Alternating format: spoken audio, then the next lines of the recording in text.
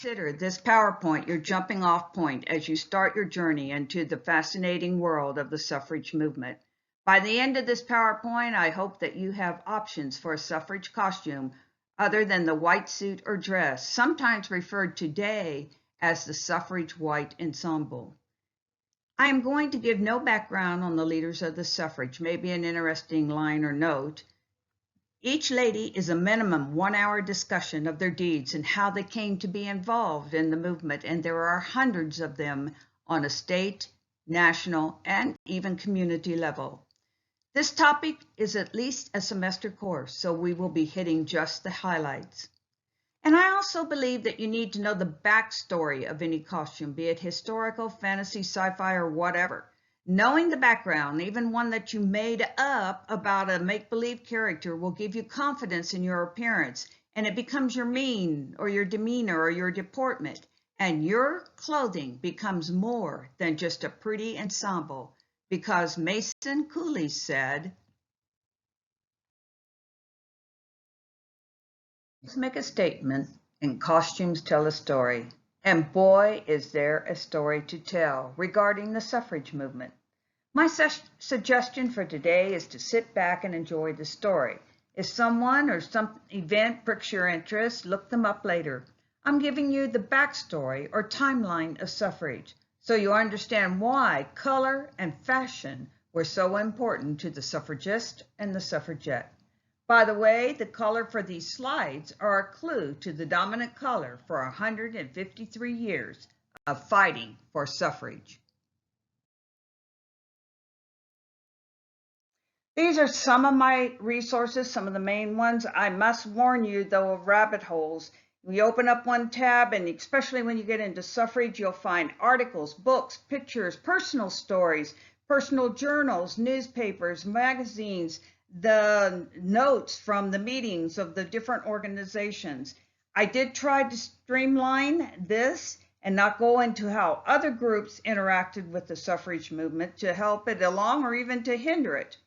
Groups like the Christian Women's Temperance Union, the National Federation of Women's Clubs, the Quakers' role, the abolitionists' role, or even the National Association opposed to women's suffrage. And I didn't even go into the roles of other nations like France, Australia, New Zealand. I did include England a little bit because several of our leaders here in the US actually helped the women of Britain, and there was a lot of travel across the pond both ways for the support of suffrage. And sometimes the colors that we see today depicting suffrage movement is British. I do want to hit some definitions. Suffrage comes from the Latin suffragium, means to vote, the right to vote. Universal suffrage means everyone gets the vote. They're all the same. And suffrage has nothing to do with suffering. What is a suffragist? A suffragist believed in peaceful constitutional campaign methods. They campaigned through means such as meetings, debates, leaflets, and petitions. The term suffrage and enfranchisement means having the right to vote, and suffragists, male or female, are people who advocate for the right to vote. Now, suffragette is a woman who advocates suffrage for women, but they were a new generation of activists. They were willing to take direct militant action for the cause. And the term suffragette was first used in 1906 by a British journalist, Charles E. Hands, of the Daily Mail, when he coined the term suffragette. It was to mock and diminish those women of the movement who sought the right to vote. And they did it through violent or militant means, such as arson, hunger strikes, or destruction of public property, among other tactics, thus gaining them the new title by adding the diminutive suffix "et." It was seen as a derogatory term meant to minimize these women and distinguish them from their constitutional suffrage advocates. Also, newspapers in the UK and here use suffragette when referencing the more militant movement. Then it started distinguishing between the suffragist and the suffragette. They portrayed the suffragist as a gentle and innocent soul, but vulnerable to joining their more aggressive counterparts. What England did with the term. Members of the Women's Social and Political Union, the WSPU, the radical branch of the British movement, embraced Charles Hand's intended insult and called themselves the Suffragettes with a hard G to signify that they were going to get the right to vote. And in 1914, the WSPU appropriated the demeaning term as the title of their newspaper in England. Most historians will start suffrage timeline in the U.S. in 1848, but women's roles in the politics start in 1776, or let's say they don't start. And our history is short enough, I can actually start in the 1700s and how women were treated regarding suffrage. In March of 1776, while John Adams was in Philadelphia with the other founding fathers to decide the best way to declare independence from England, Abigail wrote her husband, "Remember the ladies and be more generous and favorable to them than your ancestors. Do not put such unlimited power into the hands of husbands. Remember, all men would be tyrants if they could. If particular care and attention is not paid to the ladies, we are determined to form a rebellion and will not hold ourselves bound by any laws in which we have no voice or representation." Oh, if John would have only listened and the founding fathers, our suffrage story would be much different. But in 1877, women lose the right to vote in the state of New York. 1780, they lose the right to vote in Massachusetts. 1784, lose the right to vote in New Hampshire. In 1787, the U.S. Constitutional Convention places voting qualification in the hands of states. Women lose the right to vote except in New Jersey. And in 1890, New Jersey grants the vote to all free inhabitants, including women. And then in 1807, they lose the right to vote in New Jersey. 40, Lucretia Mott and Elizabeth Cady Stanton are barred from attending the World Anti-Slavery Convention held in London, just because they were women. Well, this prompts them to come home and hold a women's convention in the U.S. So in 1848, the Seneca Falls Convention is held. It's the first convention of ladies' rights or women's rights, and it is held in New York, Seneca Falls, New York. And after 2 days of discussion and debate, 68 women and 32 men signed a Declaration of Sentiments, which Elizabeth Cady Stanton had written. This is her right here when she was younger, and it sets the agenda for women's rights. Stanton's Declaration of Sentiments is a set of 12 resolutions, and it is calling for equal treatment of women and men under the law and voting rights for women. But it's not just about voting rights. It's rights within the marriage, property rights, child custody rights, and it goes beyond women having the right to vote. But it does set the stage for women to publicly campaign for voting rights. Bloomer. In 1849, she created the newspaper The Lily, dedicated solely to women. At first, it addressed only the temperance movement. However, due to the demand, the bi-weekly paper expanded to cover other news. After meeting activist Elizabeth Cady Stanton, Bloomer started to publish articles about the women's rights movement. Bloomer's most influential work that we know and remember her for is for dress reform, for she saw another woman wearing the Turkish trousers, and after noticing the health hazards and restrictive nature of corsets and dresses, Bloomer pushed for women to adopt this new style of dress in her newspaper, The Lily. The trousers, or Turkish trousers or pantaloons, now called bloomers, not only illustrated a departure from the accepted dress for women, it attracted much ridicule from conservative men and women. But early suffrage leaders also adopted this fashion of the dress reform. But in 1859, Bloomer introduced Elizabeth Cady Stanton to Susan B. Anthony, and this meeting set in motion a long-standing partnership between the two activists who were the prominent leaders of the suffrage movement from this date, 1851, till they both passed away, Stanton in 1902 and Anthony in 1906. Back in England in 1832, Henry Hunt presented the first petition from an individual woman asking for the right to vote. She had paid taxes, she was subject to the rule of law, and therefore did not see why she should not vote. Of course, it did not pass. In 1850, 1,000 women attend the first National Women's Rights Convention in Worcester, Massachusetts. It is attended by many famous people, men and women, and they are both in attendance, and a strong alliance is formed with the abolitionist movement. And this national convention is held yearly for several years. A few states also hold conventions, and at the Women's Rights Convention in Akron, Ohio, Sojourner Truth, a former slave, delivers her now memorial speech, "Ain't I a Woman?" By the way, I looked this up to just see what it was. It's only a page and a half typewritten. You got to look it up. It's wonderful. So from 1851 to 1861, during that 10 years, women continued to push for women's rights, and it is led by Stanton and Anthony throughout the various states.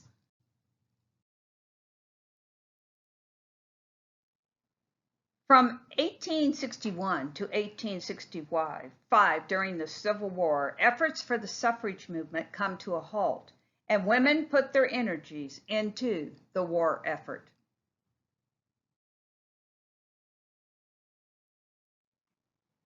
A year after the war, in 1866, the American Equal Rights Association, working for suffrage for both women and African Americans, is formed on the initiative of Elizabeth Cady Stanton and Susan B. Anthony.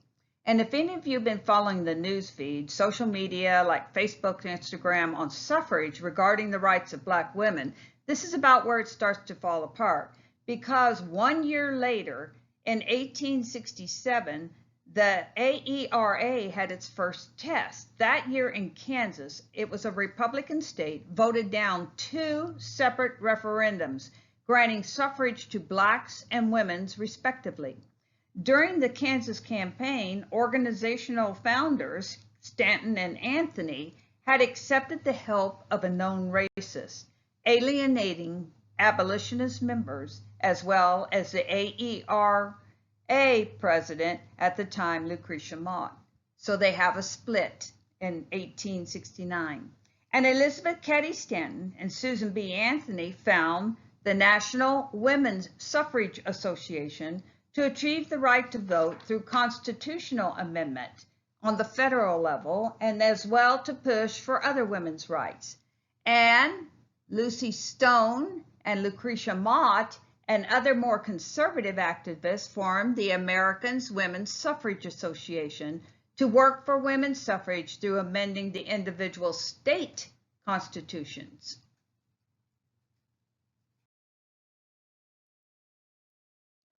In 1870, Congress passed the 15th Amendment, one of 3 amendments passed in response to the Civil War. And it prohibits the federal government or the state from denying citizens the right to vote based on race, color, or previous condition of servitude. Although the 15th Amendment does not specifically prohibit women from voting, it does not specifically guarantee them the right to vote either. And approximately 150 women attempted to vote in 1870 all across the nation, but mostly in New York. Although Sojourner Truth did try it in Battle Creek, Michigan. And in 1872, Susan B. Anthony cast her first vote in an attempt to test the law and see if it could be broadly guaranteed applied to guarantee the right to vote. She was arrested, tried, and found guilty of unlawful voting. And let me say this about Susan B. Anthony. From 1869 till the year that she died in 1906, Anthony appears before every Congress from 1869 to 1906, asking for passage of an amendment to the U.S. Constitution for voting rights for women. And in 1878, Anthony and Stanton arranged for Congress to be presented with an amendment giving the women the right to vote. And it was introduced by Senator Aaron Sargent, and it later became known as the Susan B. Anthony Amendment.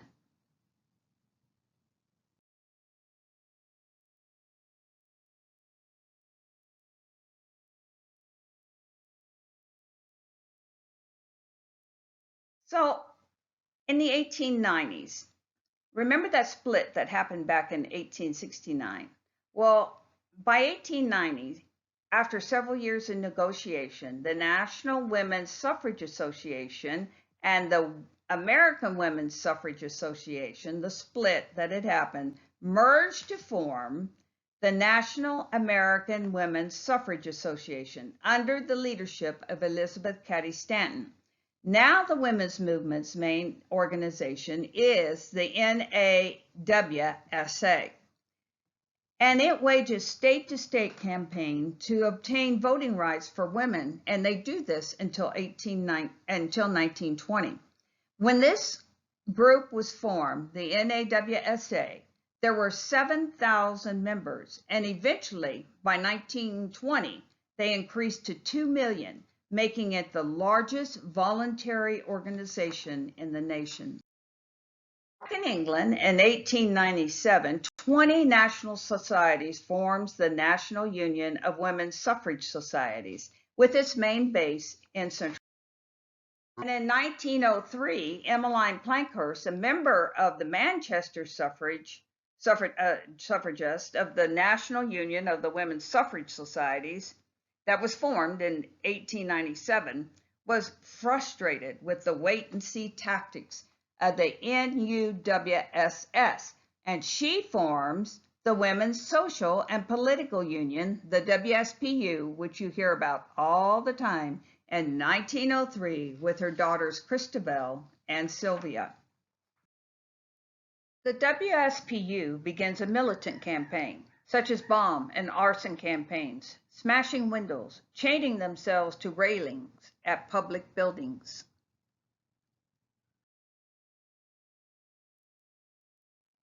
And these ladies are arrested for these acts, which start the hunger strikes and the forced feedings.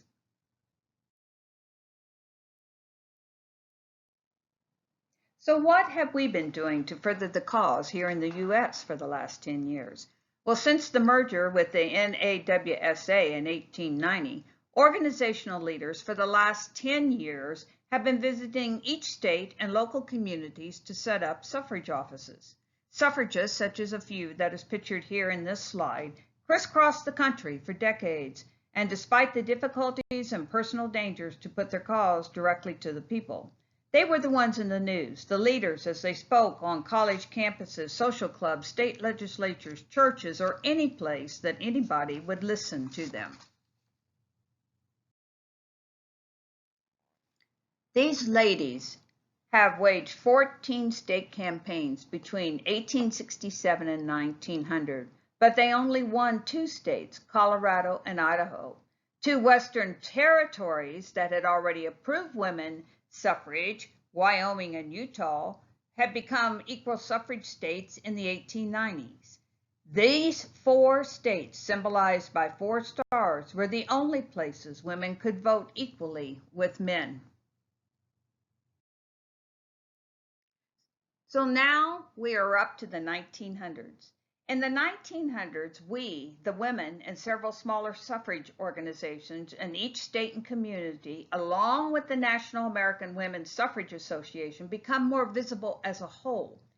It's a group effort with a lot of women, not just the leaders doing the organization and talking, but us women came and became part of the movement, such as the beginning of parades and marches and rallies. And those things happened all across the nation, but New York City is a good example. So I'm going to use them as an example. So I go through a little bit here. In 1908, 23 members of the Progressive Women's Union boldly and illegally marched down Broadway. Then in 1910, 400 women of the Equality League of Self-Supporting Women, a workers' union, marched along Fifth Avenue, and that was pretty successful. So in 1911, they decided to do another parade since that was successful, and it became an annual event with the new route going down Fifth Avenue. There were 3,000 marchers in 1911, along with floats and bands that had been included for the first time. And by 1912, the New York City suffrage parade had 15 to 20,000. Parades, rallies, bazaars, and handing out of literature, suffragists were looking for ways to make an impact upon the public in an orderly, organized way. New York leader Harriet Stanton Blanche, who was Elizabeth Cady Stanton's daughter, she decides there are other ways to gain support for suffrage. And here's a quote from her. "We have learned over and over again as we toiled in our campaigning, sermons and logic never convince, that human beings move or make decisions because they feel, not because they think. For that reason, they begin to dance about their calls at great balls." She also said they were doing it instead of sitting in corners and arguing. And her 1913 votes for Women's Ball attracted over 8,000 people. In 1913, the first major national efforts were undertaken, beginning with a massive parade in Washington, D.C. on March 3rd. The parade was to be one day before the inauguration of President Woodrow Wilson. The program, which you see pictured on the right, was 20 pages. The parade cost about $15,000, and in today's money, that's about $383,000. And it was organized by Alice Paul, the lady on the left, with the blessing of the National American Women's Suffrage Association. The parade, calling for a constitutional amendment, featured 8,000 marchers, including 9 bands, 4 mounted brigades, 20 floats, and an allegorical performance building. This is that performance going on. Used an intricate color scheme to create an impression of harmony and order. Marchers were divided by professions, countries, and states, and each group adopted a distinct color, such as social workers wore dark blue, educators and students wore green, writers wore white and purple, and artists wore a pale rose. Lawyer Inez Milholland, the event's mounted herald, led the procession astride a white horse, an image reflected on the cover of the official program. Behind her were groups of women organized in different categories. Though the parade began late, it appeared to be off to a good start until the route along Pennsylvania Avenue became cloaked with tens of thousands of spectators, mostly men in town for the inauguration. Marchers were jostled and ridiculed by many in the crowd. Some were tripped, others were assaulted. Policemen appeared to be either indifferent to the struggling paraders or sympathetic to the mob. Before the day was out, 100 marchers had been hospitalized. The mistreatment of the marchers amplified the event and the cause into a major news story and led to congressional hearings where the D.C. Superintendent of Police lost his job. 2 other ladies you will hear about who helped the suffrage movement in the U.S. is Alice Paul and Lucy Burns. Both ladies were highly educated, intelligent women. Alice Paul and Lucy Burns spent time in England with the WSPU. Both gals had been part of the militant proceedings in England. Both had been arrested. Both had been force-fed in prison. Both women were passionate about activism and the feminist struggle for equality in the UK and in the US. But the UK inspired Burns and Paul to continue the fight here in the United States. Alice Paul and Lucy Burns then organized the Congressional Union for Women's Suffrage in 1913, later known as the National Women's Party in 1916. They borrowed strategies from the Radical Women's Social and Political Union, the WSPU, in England. Members picketed the White House and practiced other forms of civil disobedience. Remember, they had been associated with the National American Women's Suffrage Association, the NAWSA, and they had even been given the blessing to do that national parade. But their insistence that women's suffrage work be concentrated on the federal rather than the state and local level, and their civil disobedience disassociated them from the larger National American Women's Suffrage Association, the NAWSA. Meanwhile, back in England, violence continues with suffragettes trying to force their way into Buckingham Palace to petition the king. And when World War I begins, suffrage prisoners are set free and campaigning stops, and suffragettes leaders urge women to join the war effort. Here in 1915, suffragists from 12 western states drive around the country, state by state, to support voting rights for women in the East. By 1919, women could vote equally with men in 15 states, and that's the ones you see here in white, and you see the ones on the right are calling out to the western states to help them. Meanwhile, in England, in 1917, the Electoral Reform Bill is passed, and women get the right to vote. Oh, yeah. If you're over the age of 30, or you're 21 and own your own house, or you're married to the householder. It's definitely not equal and not universal. So in 1918, the Representation of the People's Act is passed, and men over 21 and women over 30 get to vote. It's still not equal. It's still not universal. But back here in the States in 1918, President Woodrow Wilson states his support for a federal women's suffrage amendment. President Wilson addresses the Senate about adopting women's suffrage. And in 1919, the Federal Women's Suffrage Amendment, originally written by Anthony and Stanton and introduced to Congress in 1878, is passed by the House of Representatives and Senate, and then it is sent on to the states for ratification. Throughout 1919, the two main groups, the NWP, the National Women's Party, and the NAWSA, the National American Women's Suffrage Association, began campaigns to obtain ratification of the 19th Amendment by 36 state legislatures. Why 36? That was the required 3/4 majority at the time for ratification of an amendment.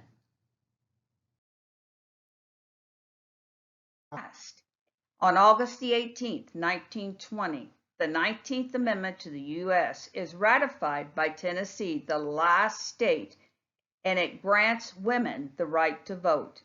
Alice Paul is unfurling the golden 36 banner or flag that she had made. Every time a state would ratify, she would add a star until there were 36, Tennessee being the last one. And you can see supporters are cheering her on. While back in England, the amendment is passed for universal suffrage and everyone gets to vote over the age of 21 in 1928.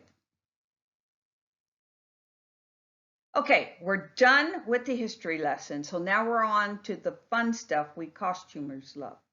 So before 1906, you will be known as a suffragist or a follower of the suffrage movement. And it starts back in 1848 with Stanton's Declaration of Sentiments and the 1850 Women's Rights Convention.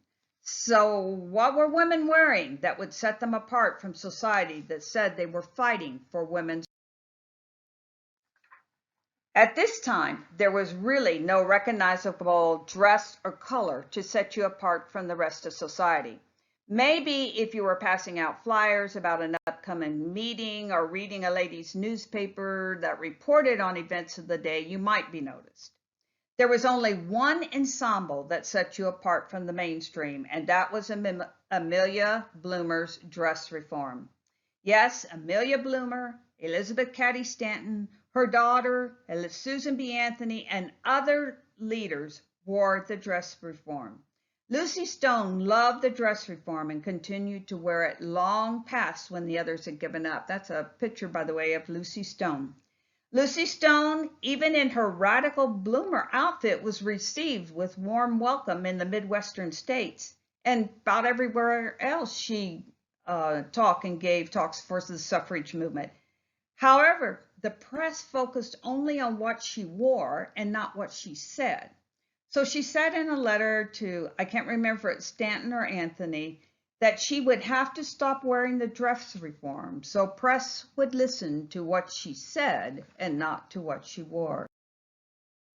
So in 1867, when Elizabeth Cady Stanton and Susan B. Anthony campaigned in Kansas for the state suffrage referendum, the suffragists used the color gold or yellow, derived from the color of the sunflower. The sunflower was Kansas's state flower, and suffragists used gold pins, ribbons, sashes, and yellow roses to symbolize their cause.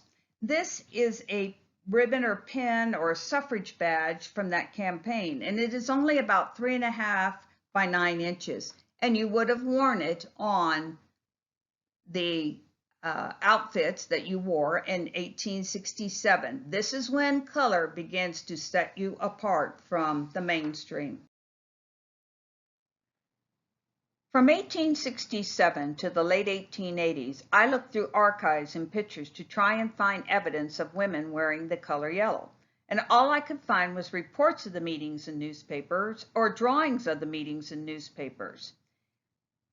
Whoever was doing the drawings did not include any ribbons or pins, or they just did not wear them. In fact, this drawing right here is the National Women's Suffrage Association in Chicago holding a meeting, and it was led by Lucy Stone, Susan B. Anthony, and Elizabeth Cady Stanton. But that doesn't mean that the documentation is not there.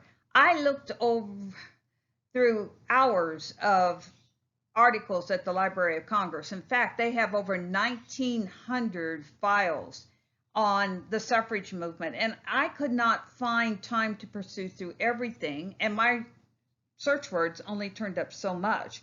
And that doesn't even count the other sites that I looked at. I looked and spent hours of research, and I only scratched the surface. Shoot, if I'd have combed through all the articles, newspapers, magazines, journals of the organization's personal journals and scrapbooks and pictures, I'd probably be entitled to a doctorate in women's suffrage studies. So when you find, and notice I said when and not if, different information on what I say or picture to supplement this PowerPoint, please let us know so our knowledge base can grow. 1880s, I did start finding pictures of the suffrage movement.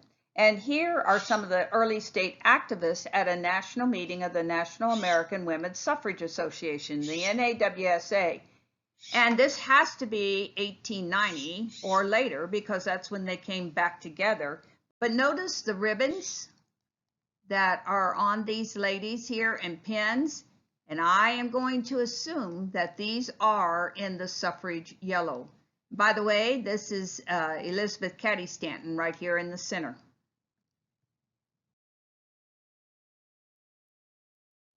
But there is a gentleman, someone who has done a lot of research on the suffrage yellow, and that is Kenneth Flory. And he has a website on memorabilia and has written a book, Women's Suffrage Memorabilia, and says from 1867 to 1920, there is much documentation of women wearing the suffrage yellow. The next slide are ribbons from state and national conventions for the delegates, and they are all the suffrage yellow color.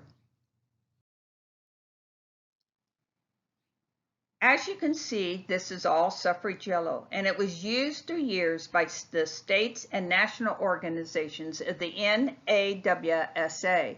And I was looking at some of the dates. Here's in 1894, and it goes up to 1919. Of course, this was going to be right before they sent it out for ratification. But you can see some, and this is just a few that he had on his site.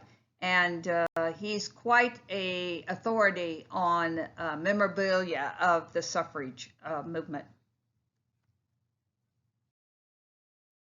Basically, whatever you choose to wear from 1867 to the late 1880s, and if you put a badge, pin, ribbon, or cockade in the suffrage yellow, you would be correct.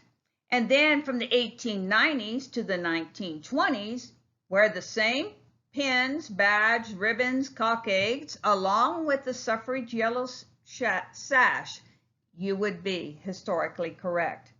Now, there are some instances where a parade or a rally was held, and the organizer stated what the participants should wear to such a parade, such as the one in St. Louis. This is the parade that is known as the 1916 Missouri Golden Lane, and it happened in St. Louis. More than 7,000 women dressed in white and holding yellow parasols with golden sashes bearing the words "Votes for Women." They stood silently, lining 12 blocks of Locust Street. The ladies in white represented the states who did not have suffrage.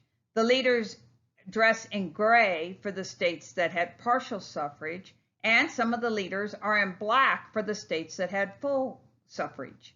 This was a walkless, talkless demonstration in St. Louis on June the 14th, 1916. It was the opening day of the Democratic National Convention at the Old Coliseum in St. Louis. The delegates, almost all of them men, stayed in hotels downtown and walked or rode to the 10,000-seat convention hall. Suffrage leaders had insisted the women not say a word, a silent protest. The men passing by tipped their hats, and it was a huge success. Now, the organizers were very specific on their flyer that you see on the left as to what they wanted the women to wear. Elsewhere, women have paraded, but here the parade will be walkless.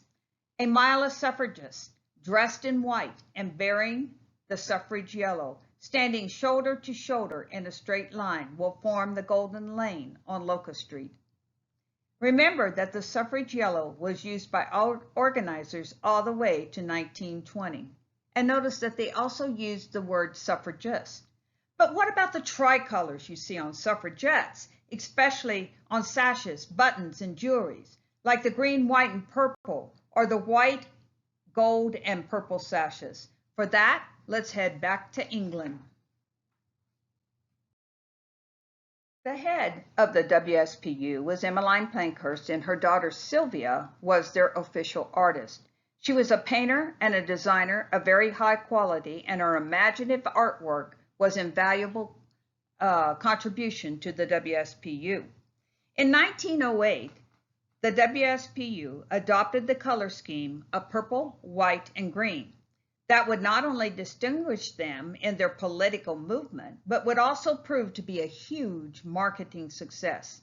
The editor of Votes for Women, the WSPU's weekly newspaper, explained, "Purple, as everyone knows, is the royal color. It stands for the royal blood that flows in the veins of every suffragette. White stands for purity in private and public life. Green is the color of hope and the emblem of spring." Sylvia also designed banners, flags, gifts, and memorabilia, all in the tricolors, and it was a very successful early triumph for fashion branding. It was so popular that the shoe shop, Lilly and Skinner, displayed in their window shoes in the WSPU colors. Derry and Tom's even sold tricolor underwear in purple, white, and green. The Ellswick Cycle Company in Newcastle marketed the Ellswick cycle for ladies enameled in the WSPU colors. Mapen and Webb Jewelers issued a catalog of suffragette jewelry in 1908 for Christmas. Large fashionable stores in London's West End, Selfridges in particular, stocked a wide range of stylish clothes and delicate fabrics to accentuate the femininity. And Christabel Pankhurst, well, she employed the suffragist must not be dowdy. And this is a picture of her in one of her beautiful, or a painting actually, in one of her beautiful gowns.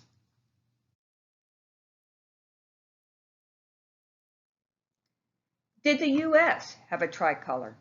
The group that came out with the three colors for the U.S. was the Congressional Union for Women's Suffrage in 1913, which later morphed into the National Women's Party in 1916. This was Alice Paul and Lucy Burns' group. And remember, their roots of suffrage goes back to England and their association with the WSPU. Their newspaper, The Suffragist, said in Volume 1, Number 4, published on December the 6th, 1913, describes the symbolism of the colors. Purple is the color of loyalty, consistency to purpose, unswerving steadfastness to a cause. White, the emblem of purity, symbolizes the quality of our purpose, and gold, the color of light and life, is the torch that guides our purpose, pure and unswerving. Simplified, the tricolor signified loyalty, purity, and life, and this is the flag of that group, the Congressional Union for Women's Suffrage, in 1913, and later the NWP, the National Women's Party. Now, you will read reports in some books and some places online that they replaced the green that was of the WPS, the English group, with yellow to pay tribute to Susan B. Anthony and Elizabeth Cady Stanton, who used the sunflower color, which was Kansas state flower, when they campaigned for the Kansas referendum in 1867. I could not find documentation of that. It was just sort of hearsay, and people were reporting what other people had said, but even in their own newsletter, it did not say anything about it being for the original leaders of the suffrage movement. There was a group in the U.S., though, who did wear the same colors as the WSPU. This wide silk ribbon sash is green, purple striping and is printed on with black text that reads "Votes for Women." So let me point out that this is a complete sash. Most suffragette and suffragette sash had sayings written on the front and on the back, so you could read them whether you were coming toward somebody or away from somebody. It could be read. But often the sashes have been cut in half and sold to collectors. To find a complete one, such as this one here, is seldom encountered by collectors. But this sash was the Women's Political Union, was the brainchild of American suffragette leader Harriet Stanton Blanche. Yes, Elizabeth Cady Stanton's daughter. She had returned to the U.S. in 1902 and became involved with two significant suffrage groups, the Women's Trade Union and the National American Women's Suffrage Association, the big group. But in 1907, disgruntled with the ineffectiveness and stagnation, she founded the Equality League of Self-Supporting Women, which appealed to the working class. And in 1910, the Equality League changed its name to the Women's Political Union, the WPU, and then that group merged in 1952 with Alice Paul's Congressional Union, which later morphed to the National Women's Party. So there was a tricolor by this union group in New York City. Well, in 1916, there is another parade that is held, and it's using the tricolors. In fact, there were 40,000 women who wore coats and skirts of white serge and white canvas shoes, A tricolored cockade of gold and white and purple adorned a white silk taffeta-covered straw hat, and bunting flags with the tricolor were also carried by the paraders. This is 3 years after the Congressional Women's Union, or the NWP, was founded, and the organizers of this parade used their tricolors. Was this a Congressional Women's Union / NWP event? I'm not sure. Maybe more research needs to be done with that. But they usually stayed closer to Washington, but somebody from this group used their colors. In fact, let me read this to you. This biographer of Alice Paul, it has this to say about the colors. The largest group, the NAWSA, the National American Women's Suffrage Association, had no official colors, but yellow and gold was the most commonly used, and later, once parades were utilized, they used white. The tricolor was used exclusively in this country by the Congressional Women's Union / the National Women's Party. White and gold are the only two colors which were historically employed by the whole of the suffrage movement, militant and mainstream. When I was doing this research, one of the things I was trying to figure out is when and where should I wear this suffrage yellow or the tricolor? And this is 1916, and you can see that suffrage yellow was used in one parade and the tricolor was used in another parade. But this is the conclusion that I came to and that I tried to figure out, was that it seems pretty clear that the suffrage yellow was used mostly by the NAWSA, and all the municipal, state, and federal levels, the community levels, anybody would use the suffrage yellow. And the tricolor was definitely associated with the NWP.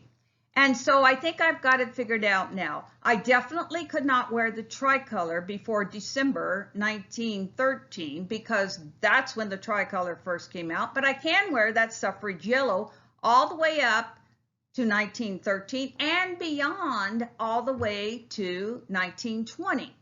And so about the time I think I've got it figured out, I find this.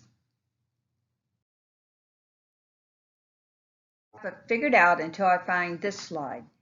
It's a parade. It's the National American Women's Suffrage Association, the NAWSA, and then I see this lady in the center right here carrying a sash. There's also cockades on the other ladies, and because it's this group, I'm going to assume that they're the suffrage yellow. But this is definitely not a suffrage yellow sash. And so who is this? Why are they allowing her to march with them wearing this sash? What does it say? You know, who is she? Maybe she's from Britain and she's being given a place of honor in the parade. Or maybe it's one of Harriet Blatt's Union labor gals wearing one of their sashes. Or it could be part of this group, the Women's Suffrage Party, which was Carrie Chapman Chatt had started. Now, this gal was a president of the NAWSA after Elizabeth Cady Stanton died. And then she went out and started the Women's Suffrage Party in 1909. But then she came back and became president again of the NAWSA. So I'm not sure. All I know is maybe I need to do more research. But I think I can safely say that this group wore a lot of white and suffrage yellow in national parades, and maybe they allowed other groups to march with them. I think I need to do more research. Suffrage look or uniform. Well, back in England, they did have that suffrage look. And notice her belt, too. The suffrage uniform was introduced in 1908. During the winter months, members of the WSPU were asked or required to wear the full dress uniform of a white frock with a regalia and colors to all indoor meetings and breakfast receptions. During the summer months, this uniform was also worn to outdoor processions and rallies. But here in America, did we have fashion? Might The suffragists might share the same goals, but suffragists disagreed when it came to women's clothing. Many women's rights activists were anti-fashion, claiming fashion was the acceptance of female oppression. It goes all the way back to suffrage leader Elizabeth Cady Stanton, who believed fashion kept women from achieving their full potential and was a way to keep women subservient to men. Some women believed other women became slaves to fashion and self-indulgence and not dedicated to the cause. And yet other suffragists followed the example of Susan B. Anthony, a stylish woman who followed the current trends in fashion and insisted on maintaining her femininity through dress. And look at her, man, is she rocking those mid-1890s sleeves. These women maintained that a woman did not have to mimic a man to achieve the same rights. No matter which side they stood on, though, this much is clear. Suffragists used their clothing to communicate their message as long as their clothing did not distract from what the suffragist was trying to say. As you put your ensemble together for next year, here are some accessories that you can incorporate into your ensemble. Flags or banners, cookbooks, buttons and pins, songbooks of the suffrage songs to the tune of Battle Hymn of Republic and Way Down Upon the Swanee River and many others, flyers and brochures to hand out, umbrellas, and bags with slogans on them. And of course, never forget your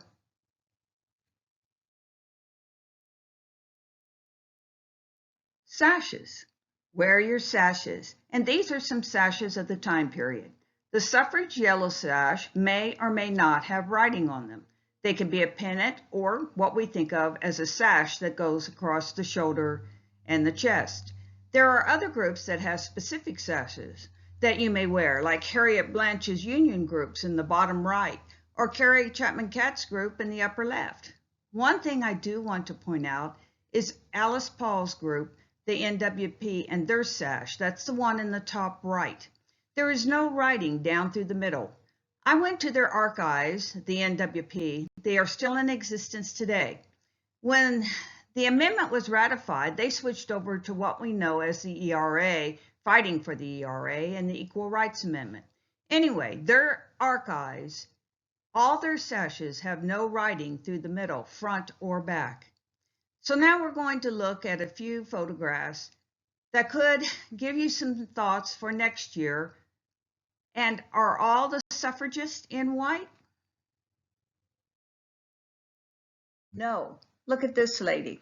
Now, this could be, it's lighter color. It could be a white suit or it could be a pink. We have no idea. I put this in as an accessory because banners and flags run the gamut from an elaborate fringed material one to what this very stylish lady is carrying. She has a dowel with cardboard that says, "Help us win the vote," and it's tied on with rags to this dowel. And the date of this is 1914. By the way, you can tell her sash is not the tricolors, it would be the suffrage yellow. And what she is carrying is a fishing creel that's got a slit in the top that could be used for votes, to be able to put your votes in. When we see a photograph such as this one, our brains automatically go to they are wearing white, which they may be. So this picture's been colorized, and it gives a different slant on what could have been worn in the parade. So unless we can find documentation of what the organizers wanted the participants to wear, it might open their door or our minds to possibilities. By the way, this is in May of 1912 in New York City. And I am going to take issue with whoever colorized this, because as you see here, these sashes, 1912, it's before December of 1913 when the tricolors came out, these have to be suffrage yellow sashes.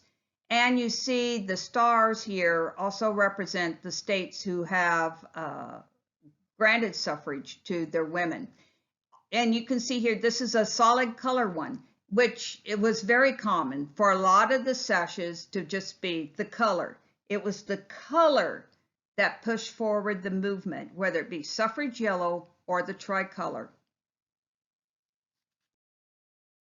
This is two women. One's getting signatures from soldiers in the 1917 campaign. And here we see somebody doing a door-to-door canvas.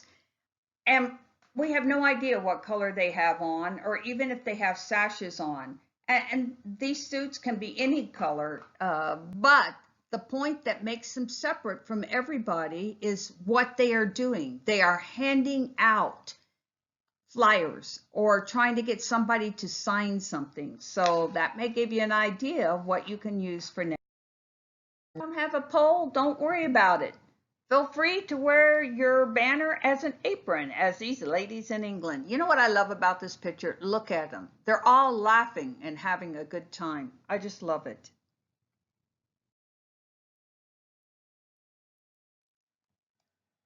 Right here they have on ribbons.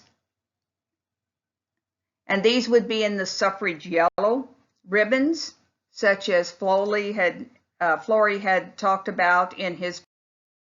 And here, this one's dated. So these have to be in the suffrage yellow because it's dated March 1913. The tricolors did not come out until December of 1913. And these are cockades and ribbons on some very stylish ladies. I would love to have some of these outfits in my closet. So as you hand out literatures or a newspaper, feel free to wear that early 1900s look, that pigeon-breasted look, sometimes called the pouter pigeon look. And do you ever wonder why the pouter pigeon, what it had to do with this look? Well, ladies, I looked it up for you. Yep, that looks about right, doesn't it? That looks like that pigeon-breasted look that's from the early 1900s. And this is Alice Paul's group, the NWP, the National Women's Party. And you can see that their garments are in the darker colors, but their banners, of course, is the tricolor. And they're standing outside of the White House protesting. But I want you to notice their sashes. Their sashes are white with writing on them. And I blew this up to look at it closer. And it is various colleges that supported women's suffrage. So there's another option for you. You could wear a white sash with the name of a college on it that supports suffrage. Slide here, this picture, is what we consider the very typical type of suffragette look, the white suit or white dress with a tricolor sash. And this is Frank Wheeler Mondale. He's from the representative from Wyoming. These are the suffragettes at the Capitol in 1914. What I want you to notice, though, about their sashes on the front and on the back, there is no writing. It is just the sash itself that identifies them as suffragettes. And their colors carry that statement. And then you could dress like this, or perhaps you could dress like this, Mom and Mini-Me. And this little tyke right here has on a sash that says Votes for Women. I'm sure that says women. And I don't know where these ladies from or what these sashes are. They look like they have colors on them. They could be from New York City. I don't know. And we can see that fashion and color played a crucial role, especially during public demonstrations such as pageants and parades. It all depended upon the organizers. Here we see a parade that is in December the 23rd, 1915. And I want you to notice how color was used here. The white really stands out against the sea of dark. And it looks very organized and orderly and balanced with harmony and style and purity is what the white says. And especially this is held together with harmony with the Christmas garlands that they are holding. This is a parade in New York City in 1917. I read somewhere that this was the only parade during the war, and they are carrying place cards with the signatures of more than 1 million women. Everyone are in dark colors, but the fashion is very organized and it looks very orderly. And fashion played a crucial role in the suffrage efforts, especially during public demonstrations such as pageants and parades. Women were often encouraged to wear white in suffrage parades, suggesting the purity and high-mindedness of their goals. It all depended upon the organizers as to what color and what type of dress. To sum it up, fashion was as stylish or as stylish as you could afford, feminine dress or suit. Leaders of the organizations wanted there to be no reason for those who opposed suffrage to focus on any negative aspect, such as what had happened with the dress reform in the mid-1850s. And color?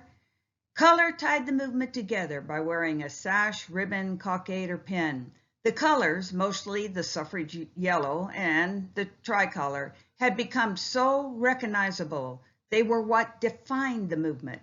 They, the color, set you apart from the mainstream and said, I am in support of suffrage.